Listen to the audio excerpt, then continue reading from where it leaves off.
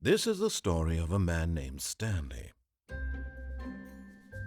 Stanley worked for a company in a big building where he was employee number 427. Employee number 427's job was simple. He sat at his desk in room 427 and he pushed buttons on a keyboard.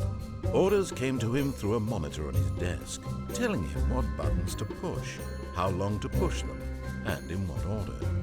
This is what employee 427 did every day of every month of every year. And although others might have considered it soul-rending, Stanley relished every moment that the orders came in, as though he had been made exactly for this job. And Stanley was happy. And then one day, something very peculiar happened. Something that would forever change Stanley.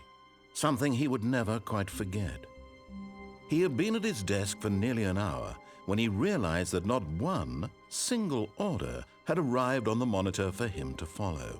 No one had showed up to give him instructions, call a meeting, or even say hi. Never in all his years at the company had this happened, this complete isolation. Something was very clearly wrong.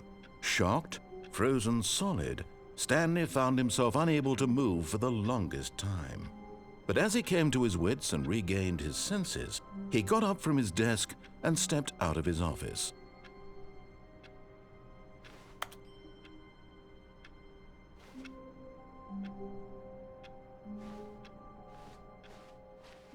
All of his co-workers were gone. What could it mean? Stanley decided to go to the meeting room. Perhaps he had simply missed a memo.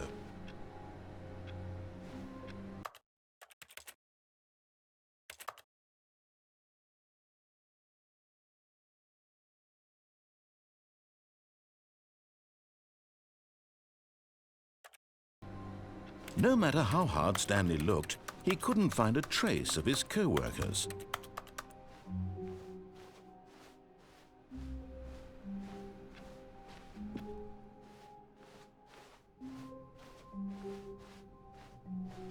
When Stanley came to a set of two open doors, he entered the door on his left. This was not the correct way to the meeting room, and Stanley knew it perfectly well. Perhaps he wanted to stop by the employee lounge first, just to admire it. Yes, truly a room worth admiring. It had really been worth the deed, but eager to get back to business, Stanley took the first open door on his left. Stanley was so bad at following directions, it's incredible he wasn't fired years ago.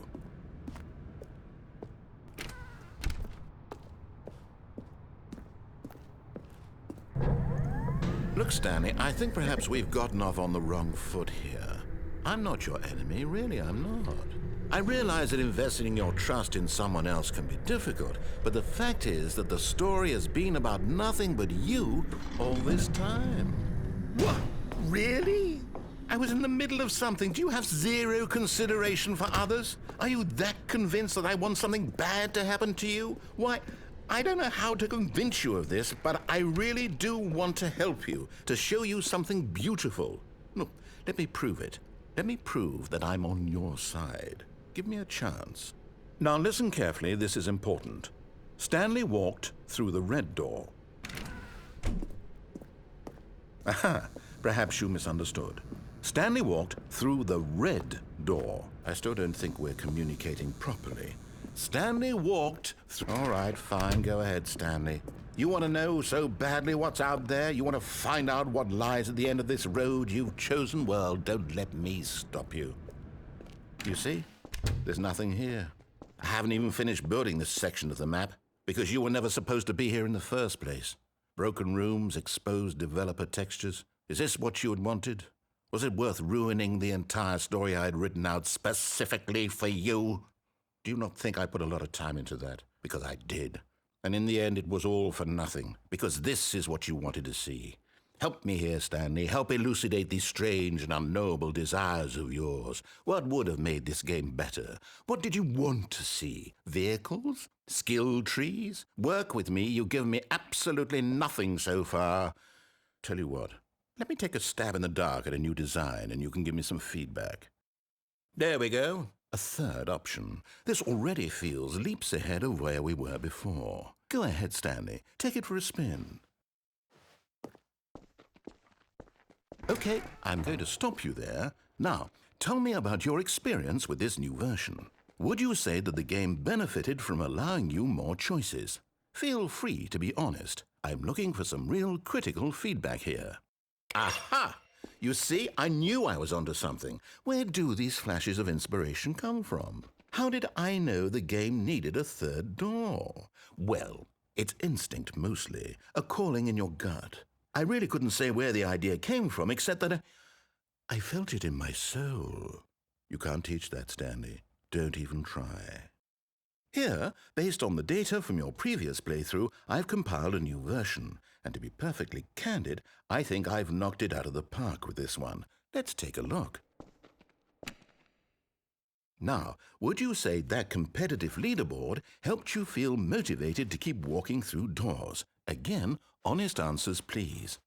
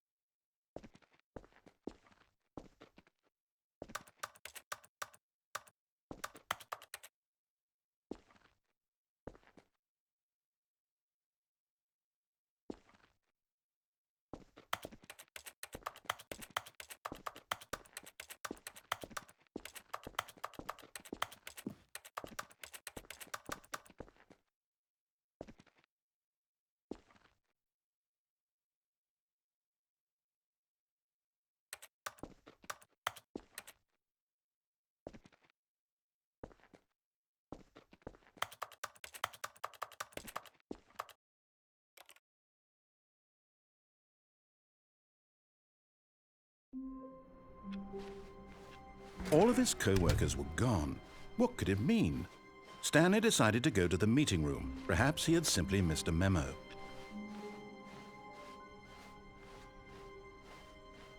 When Stanley came to a set of 2 open doors, he entered the door on his left.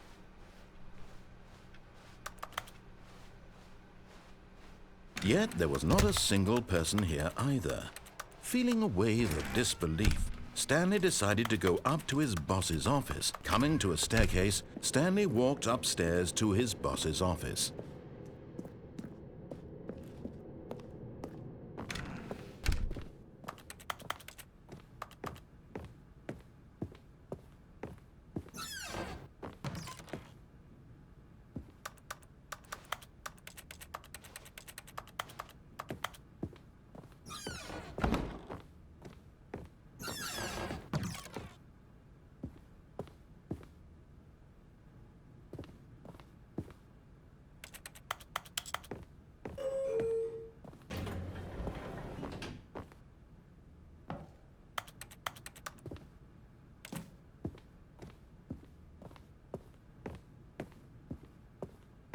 Stepping into his manager's office, Stanley was once again stunned to discover not an indication of any human life. Shocked, unraveled, Stanley wondered in disbelief who orchestrated this. What dark secret was being held from him? What he could not have known was that the keypad behind the boss's desk guarded the terrible truth that his boss had been keeping from him. And so the boss had assigned it an extra secret PIN number, 2845.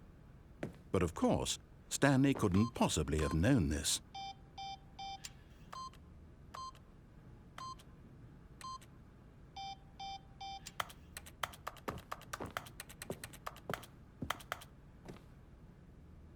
Stanley just sat around twiddling his thumbs.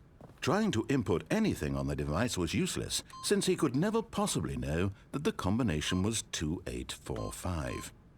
Yet incredibly, by simply pushing random buttons on the keypad, Stanley happened to input the correct code by sheer luck. Amazing. He stepped into the newly opened passageway.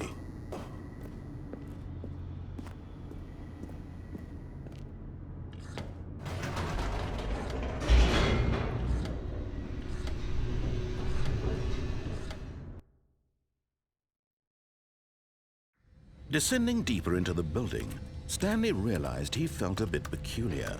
It was a stirring of emotion in his chest, as though he felt more free to think for himself, to question the nature of his job. Why did he feel this now, when for years it had never occurred to him? This question would not go unanswered for long. Stanley walked straight ahead through the large door that read Mind Control Facility.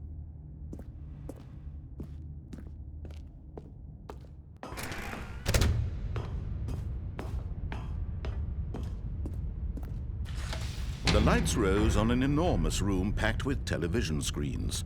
What horrible secret did this place hold? Stanley thought to himself. Did he have the strength to find out?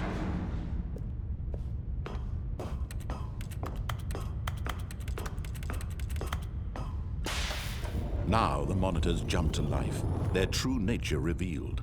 Each bore the number of an employee in the building, Stanley's co-workers. The lives of so many individuals reduced to images on a screen, and Stanley, one of them, eternally monitored in this place where freedom meant nothing.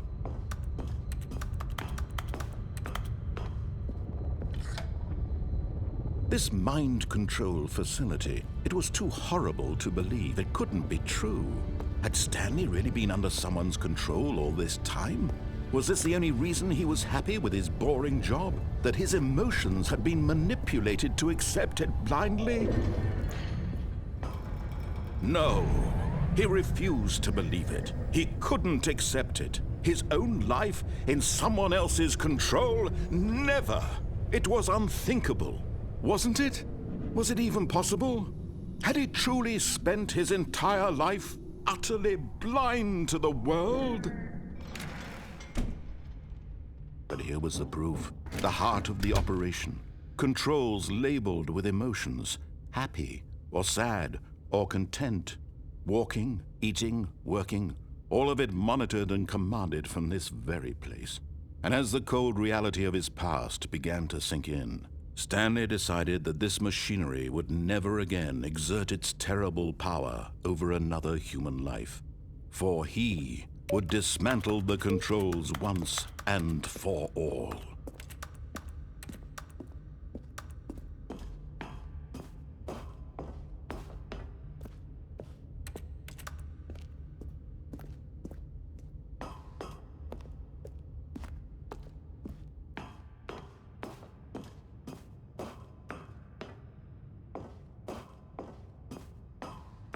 And when at last he found the sword...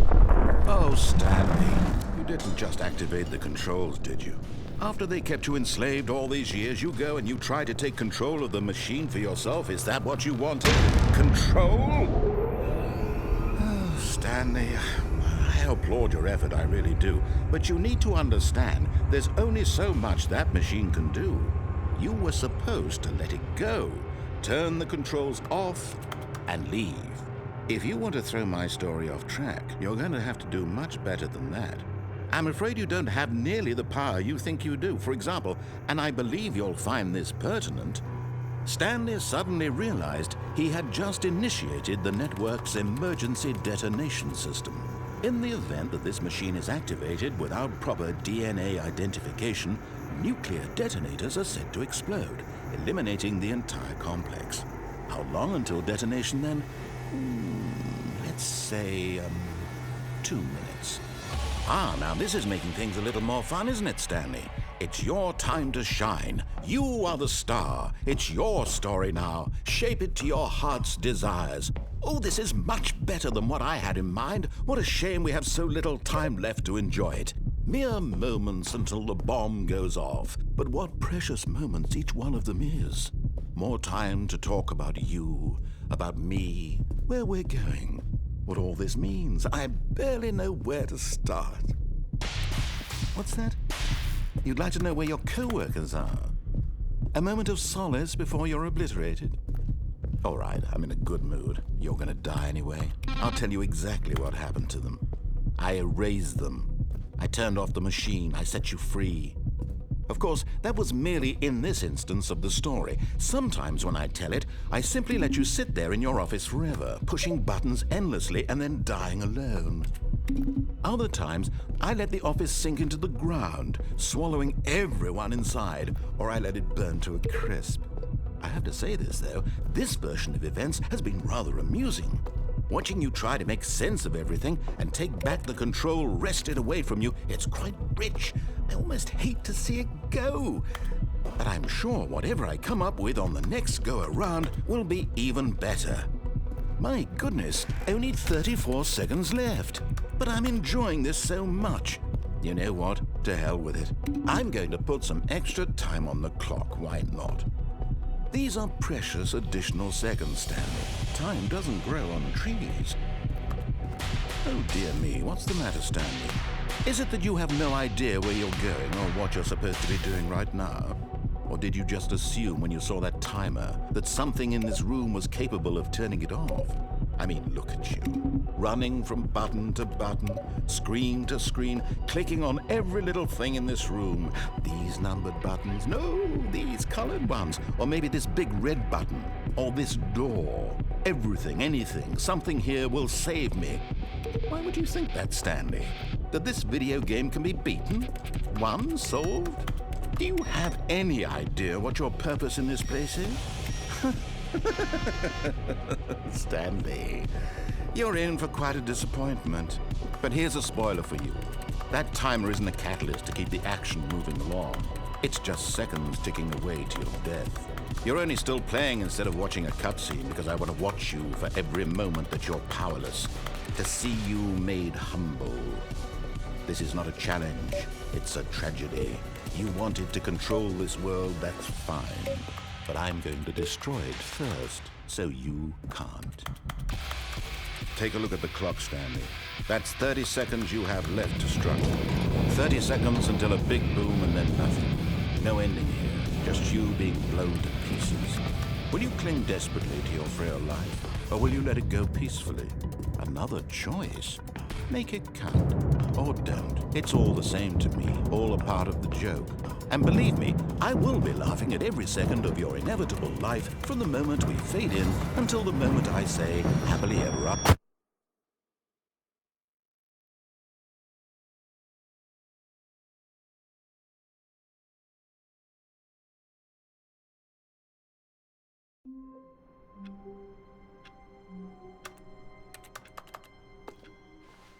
All of his co-workers were gone.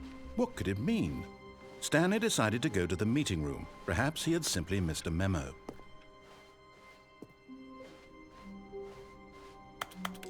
When Stanley came to a set of 2 open doors, this was not the correct way to the meeting room, and Stanley knew it perfectly well. Perhaps he wanted to stop by the employee lounge first, just to admire it. Wow, yes, this room. But eager to get back to business, Stanley took the first open door on his left. Stanley was so bad at following directions, it's incredible he wasn't fired years ago.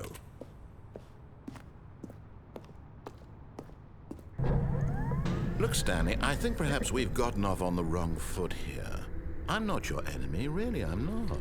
I realize that investing your trust in someone else can be difficult, but the fact is that the story has been about nothing but you. What? Really? I was in the middle of something. Do you have zero consideration for others? Are you that convinced that I want something bad to happen to you? Why, I don't know how to convince you of this, but I really do want to help you, to show you something beautiful. Look, let me prove it. Let me prove that I'm on your side. Give me a chance. Now listen carefully, this is important. Stanley walked through the red door. Aha, perhaps you misunderstood. Stanley walked through the red door. I still don't think we're communicating properly. Stanley walked... All right, fine, go ahead, Stanley. You want to know so badly what's out there? You want to find out what lies at the end of this road you've chosen? Well, don't let me stop you. You see, there's nothing here. I haven't even finished building this section of the map because you were never supposed to be here in the first place. Broken rooms, exposed developer textures. Is this what you had wanted? Was it worth ruining the entire story I had written out specifically for you? Do you not think I put a lot of time into that? Because I did. And in the end, it was all for nothing. Because this is what you wanted to see. Help me here, Stanley. Help elucidate these strange and unknowable desires of yours. What would have made this game better? What did you want to see? Vehicles? Skill trees? Work with me. You've given me absolutely nothing so far. Tell you what. Let me take a stab in the dark at a new design, and you can give me some feedback. There we go. A third option. This already feels leaps ahead of where we were before. Go ahead, Stanley. Take it for a... Okay, I'm going to stop you there. Now, tell me about your experience with this new version. Would you say that the game benefited from allowing you more choices? Feel free to be honest. I'm looking for some real critical feedback here.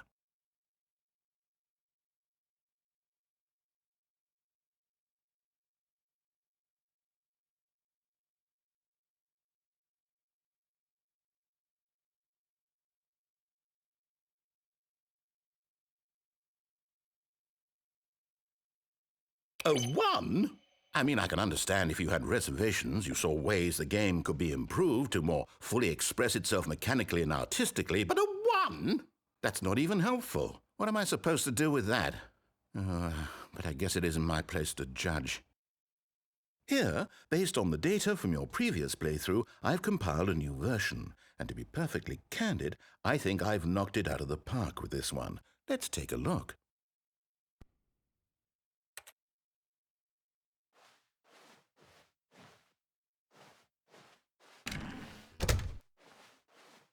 Now, would you say that competitive leaderboard helped you feel motivated to keep walking through doors? Again, honest answers, please. Hey, I nearly forgot. I've got a prototype of a new game I've been working on, and now would be a lovely opportunity to give it some playtesting. You wouldn't mind taking a look at it, would you? Perfect. Let me boot it up. In this game, the baby crawls left towards danger. You click the button to move him back to the right, and if he reaches the fire, you fail. It's a very meaningful game, all about the desperation and tedium of endlessly confronting the demands of family life. I think the art world will really take notice. But of course, the message of the game only becomes clear once you've been playing it for about 4 hours. So why don't you give it 4 hours of play to make sure it's effective? Be sure to keep notes on your experience.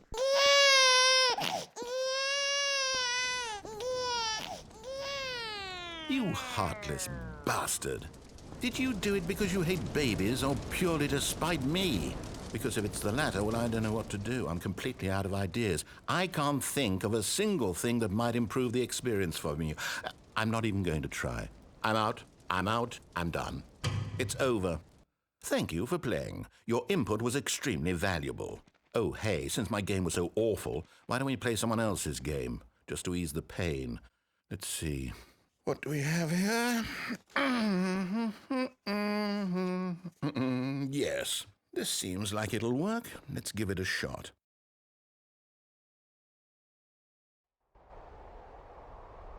Aha! Fascinating. What do you think this game is about, Stanley?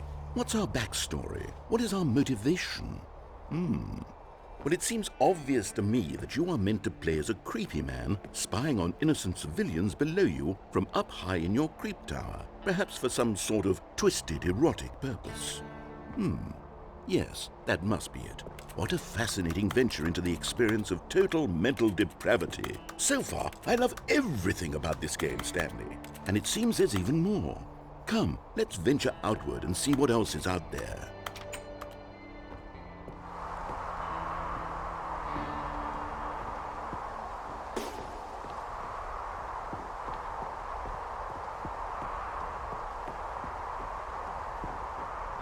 Oh, no. No, it can't be. It is. It's an open world game. Good God, quickly, block it off. Oh, thank goodness, Stanley. What a close call.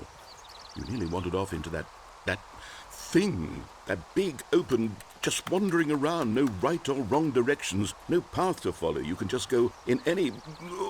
Oh, thank heavens we avoided it. We're out of the woods now, Stanley. Okay, I'm going to get us out of here.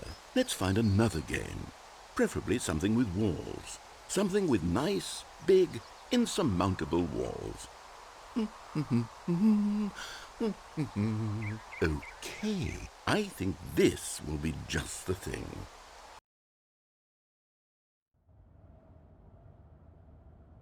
Wonderful. See, this is exactly what I had in mind. Just a nice big box for you to run around in. There isn't any possibility that you could get lost here. Now this is game design. Stanley, if you manage to get lost in this game, I will be phenomenally impressed. Okay, so what exactly do we do here? Let's see. There are lots of cars here in the back, but obviously there's no racetrack. Okay, I'm seeing that there's a ball of some kind back here. Is this game sports ball? Stanley, I think it's sports ball. Oh, what fun. We shall run the bases and do a touchdown together? Yes, I think surely we must. Okay, Stanley, here's the ball. Have fun.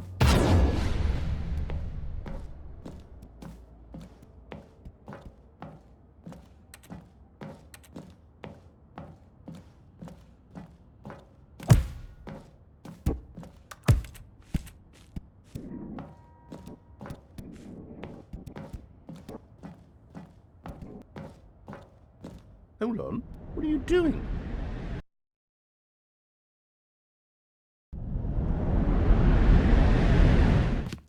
Stanley, don't do that. I can't follow you there. I can't help you. How will you write a story without me? You can't do it. You know that. Stanley.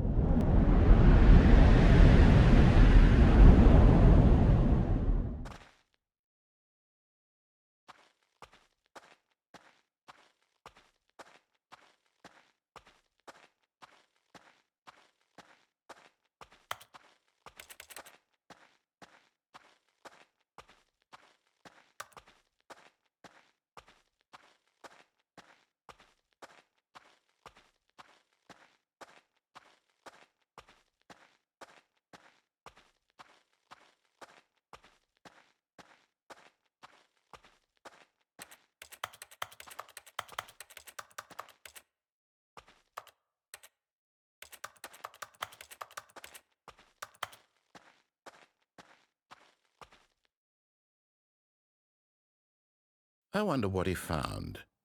If what he wanted was to be the leading man in his own story, well, perhaps he's gotten it, down in wherever he is right now. I wonder if he's happy with his choice, and if he's learned the heavy cost that comes with it. He'll understand soon what I was trying to tell him. He needs me. Someone who will wrap everything up at the end, to make sense out of the chaos and the fear and the confusion. That's who I am. That is what I mean to this world. Oh, yes. Yes, I'll be back. There's no other way. Once this ends, after it all comes to a close, then I'll be back. The end will be here soon. Very soon. I can wait.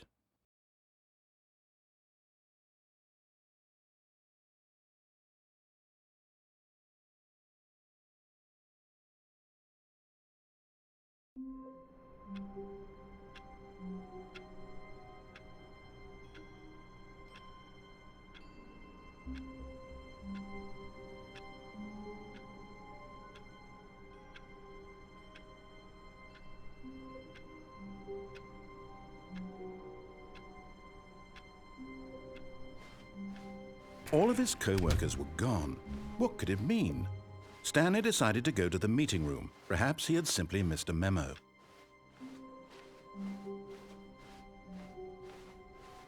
When Stanley came to a set of 2 open doors, he entered the door on his left.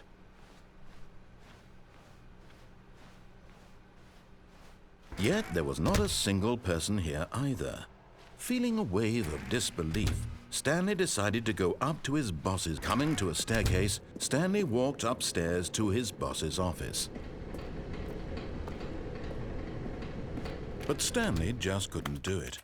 He considered the possibility of facing his boss, admitting he had left his post during work hours. He might be fired for that. And in such a competitive economy, why had he taken that risk? All because he believed everyone had vanished? His boss would think he was crazy. And then something occurred to Stanley. Maybe, he thought to himself, maybe I am crazy. All of my co-workers blinking mysteriously out of existence in a single moment for no reason at all. None of it made any logical sense. And as Stanley pondered this, he began to make other strange observations. For example, why couldn't he see his feet when he looked down? Why did doors close automatically behind him wherever he went? And for that matter, these rooms were starting to look pretty familiar. Were they simply repeating? No, Stanley said to himself, this is all too strange. This can't be real. And at last, he came to the conclusion that had been on the tip of his tongue. He just hadn't found the words for it. "I'm dreaming!" he yelled. "This is all a dream." Oh, what a relief Stanley felt to have finally found an answer, an explanation. His co-workers weren't actually gone. He wasn't going to lose his job. He wasn't crazy after all. And he thought to himself, I suppose I'll wake up soon. I'll have to go back to my boring real-life job pushing buttons. I may as well enjoy this while I'm still lucid. So he imagined himself flying and began to gently float above the ground. Then he imagined himself soaring through space on a magical starfield, and it too appeared. It was so much fun, and Stanley marveled that he had still not woken up. How was he remaining so lucid? And then perhaps the strangest question of them all entered Stanley's head. One he was amazed he hadn't asked himself sooner. Why is there a voice in my head dictating everything that I'm doing and thinking? Now the voice was describing itself being considered by Stanley, who found it particularly strange. I'm dreaming about a voice describing me, thinking about how it's describing my thoughts, he thought. And while he thought it all very odd and wondered if this voice spoke to all people in their dreams, the truth was that, of course, this was not a dream. How could it be? Was Stanley simply deceiving himself, believing that if he's asleep, he doesn't have to take responsibility for himself? Stanley is as awake right now as he's ever been in his life. Now, hearing the voice speak these words was quite a shock to Stanley. After all, he knew for certain, beyond a doubt, that this was in fact a dream. Did the voice not see him float and make the magical stars just a moment ago? How else would the voice explain all that? This voice was a part of himself too. Surely, if he could just... He would prove it. He would prove that he was in control, that this was a dream. So he closed his eyes gently, and he invited himself to wake up. He felt the cool weight of the blanket on his skin, the press of the mattress on his back, the fresh air of a world outside this one. Let me wake up, he thought to himself. I'm through with this dream. I wish it to be over. Let me go back to my job. Let me continue pushing the buttons. Please, it's all I want. I want my apartment and my wife and my job. All I want is my life exactly the way it's always been. My life is normal. I am normal. Everything will be fine. I am okay.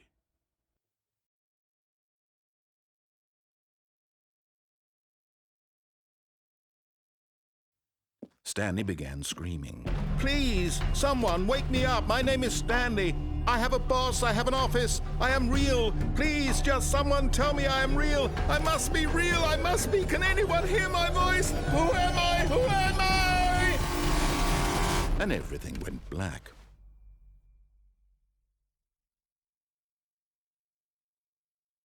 This is the story of a woman named Mariella. Mariella woke up on a day like any other. She arose, got dressed, gathered her belongings, and walked to her place of work. But on this particular day, her walk was interrupted by the body of a man who had stumbled through town talking and screaming to himself, and then collapsed dead on the sidewalk. And although she would soon turn to go call for an ambulance, for just a few brief moments, she considered the strange man. He was obviously crazy. This much she knew. Everyone knows what crazy people look like. And in that moment, she thought to herself how lucky she was to be normal. I am sane. I am in control of my mind. I know what is real and what isn't. It was comforting to think this, and in a certain way, seeing this man made her feel better. But then she remembered the meeting she had scheduled for that day, the very important people whose impressions of her would affect her career, and by extension, the rest of her life. She had no time for this, so it was only a moment that she stood there, staring down at the body. And then she turned and ran.